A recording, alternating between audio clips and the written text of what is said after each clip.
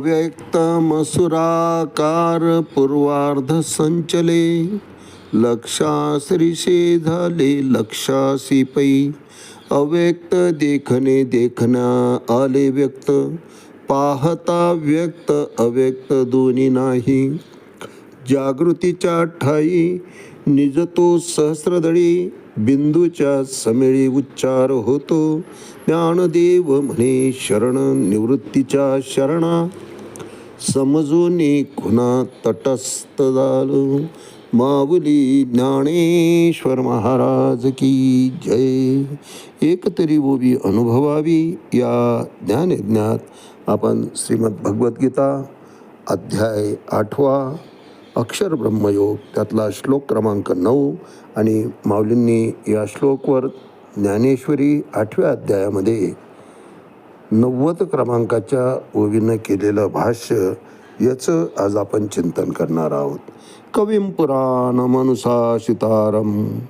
मनोरमणीया समनुस्मरेद्य, सर्वस्य धातारमचिन्त्य रूपं आदित्यवर्णं तमसः परस्तात्. अर्थात भगवंत अनंत आहे, अचिंत आहे, सर्व व्यापक आहे आणि आकलनाच्या पलीकडे आहे. भगवंताची व्याप्तीच इतकी आहे महाराज की त्याला आपण जाणूच शकत नाही. अहो, त्याच्या कार्याचा भगवंत उत्पत्ती स्थिती आणि लय ही तिन्ही कार्य किती व्यवस्थित करून या सृष्टीला संतुलित ठेवतो याचं जर आपण बारीक चिंतन केलं महाराज तर भगवंताचं नियोजन आपल्याला सहजपणे कळून येतं. काल आपण चिंतन केलं की इतके मोठमोठाले ग्रह आहेत परंतु ते सुद्धा आपापल्या कक्षेत स्थित आहेत. प्रत्येक जीवाला अणुरेणूला जीवात्म्याला भगवंताने एक मर्यादा आखून दिलेली आहे आणि त्या मर्यादेमध्ये तो जीव आपलं जीवन व्यतीत करीत असतो महाराज.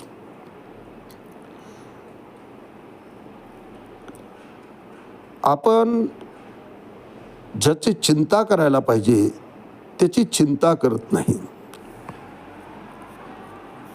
गावाला जायचं आहे म्हणून किती तयारी करतो महाराज.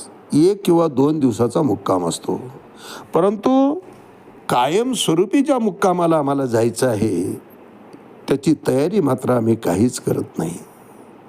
नाहीतर गावाला जाताना बघा ना, कपडे घेतले की नाही, पैसे घेतले की नाही, ATMमध्ये अकाउंटला आहेत की नाही, कमी पडले पुन्हा पर्याय काय, सगळी व्यवस्था करून निघतो आपण. पुन्हा गाडीचं नियोजन केव्हा निघायला पाहिजे, किती वेळानं जायला पाहिजे, कोणत्या वेगानं जायला पाहिजे, कोणत्या मार्गानं जायला पाहिजे. परंतु या शेवटच्या मुक्कामाचा मार्ग मात्र आम्ही कधीच अवलोकन करत नाही. नवे त्याच्याविषयी आम्ही कधी चिंतासुद्धा करत नाही महाराज की तो रस्ता कसा असेल, त्या रस्त्याने कसं जावं लागेल याचं आम्ही चिंतन अजिबात करत नाही महाराज.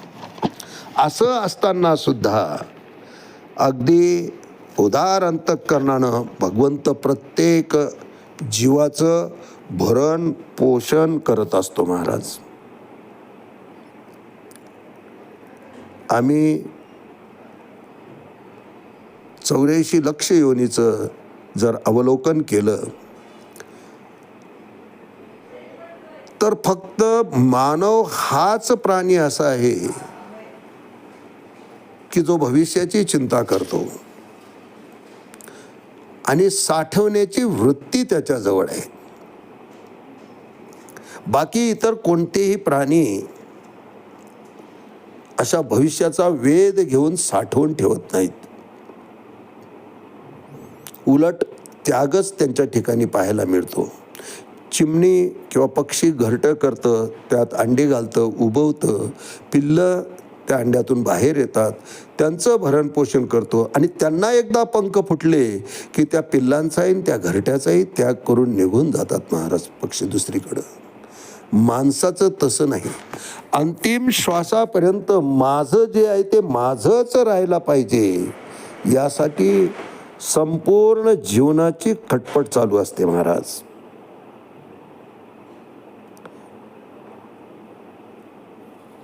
जे घडणार आहे ते घडणार आहे. वक्त से पहले और किस्मत से ज़्यादा किसी को कुछ भी मिलने वाला नहीं. हे जर सत्य आहे तर आम्ही का धडपड करतो याचं खूप आश्चर्य वाटतं महाराज. कळतं सगळं, परंतु आम्हाला ते वळत नाही. त्या दृष्टीनं आम्ही विचार करून जीवनामध्ये परिवर्तनच घडवून आणत नाही महाराज. नको त्या गोष्टीची चिंता करत बसतो आपण. अमेरिका, इस्रायल आणि विरुद्ध इराण चालू असलेलं युद्ध आपण सगळं आखो देखा पाहतोय महाराज. युद्धविराम म्हणता काय आहे, दोन्ही पुन्हा चिडचिड काय करतायत, तो त्याचं मानायला तयार नाही, तो त्याचं मानायला तयार नाही. अल्टिमेट देत आहेत, मुदत सांगतायत, या वेळेच्या आत तुम्ही अटी मान्य केल्या तर ठीक, नाही तर तुमचं बेची राख करून टाकू. बोलतायत तसं करू शकत नाही का महाराज? करू शकतात, बिलकुल करू शकतात, बेची राख करू शकतात, पण तसं होत नाही. का होत नाही? त्याची मर्जी असावी लागते महाराज. सामर्थ्य असूनही ते उपयोगात आणलं जात नाही, ते बळ उपयोगात आणलं जात नाही, ती शक्ती उपयोगात आणली जात नाही. याचा अर्थच असा आहे की परमात्म्याला ते मान्य नाही. आपल्या देशाचंच घ्या ना महाराज. मोगलांनी किती वर्ष राज्य केलं हो? वर्षानुवर्षे मोगल साम्राज्य राहिलं. त्यानंतर इंग्रज आले, त्यांचं साम्राज्य 150 वर्ष राहिलं. इतकं असूनही आमचा सनातन धर्म अबाधितच आहे ना. का अबाधित आहे? कारण धर्माधिष्ठित तत्व या सनातन धर्मामध्ये आहेत महाराज. पण आम्ही उगीच चिंता करतो की अमुक अमुक जातीचं वर्चस्व वाढलं, त्यांची संख्या वाढली तर मग आमचं राष्ट्रसुद्धा मुसलमान राष्ट्र होऊन जाईल. काही होत नाही महाराज. सुंदोपसुंद पुराणातले उदाहरणं माहिती असतील आपल्याला की त्यांच्यातच युद्ध होऊन त्यांची संख्या आपोआप कमी होईल. त्याची चिंता आपण कशाला करायची?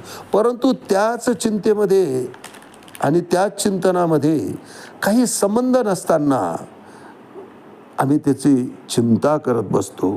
वास्तविक या मृत्यूलोकी जे काही घडणार आहे, मृत्यूलोकीच नाही महाराज, या त्रैलोक्यामध्ये भगवंताच्या मर्जीशिवाय काहीही घडत नाही.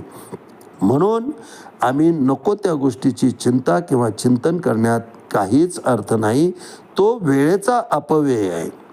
तितकाच वेळ जर आम्ही भगवंताचे स्वरूप ओळखण्यासाठी घातला, भगवंताच्या चिंतनात घातला, भगवंताच्या मननात घातला, त्यांच्या नामस्मरणात घातला, तर निश्चित आम्हाला ज्ञानाची प्राप्ती झाल्याशिवाय राहत नाही. आणि एकदा ज्ञान प्राप्त झालं की मग त्या ज्ञानाच्या आधारे आम्ही ही जीवन नौका सहज पार करू शकतो महाराज.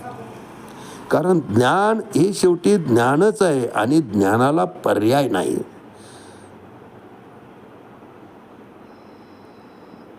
ज्ञानाच्या बदल्यात आपण दुसरा कशाचा वापर करू शकत नाही. पैशाचं सोंग आणता येत नाही, तसं ज्ञानालाही पर्याय नाही महाराज.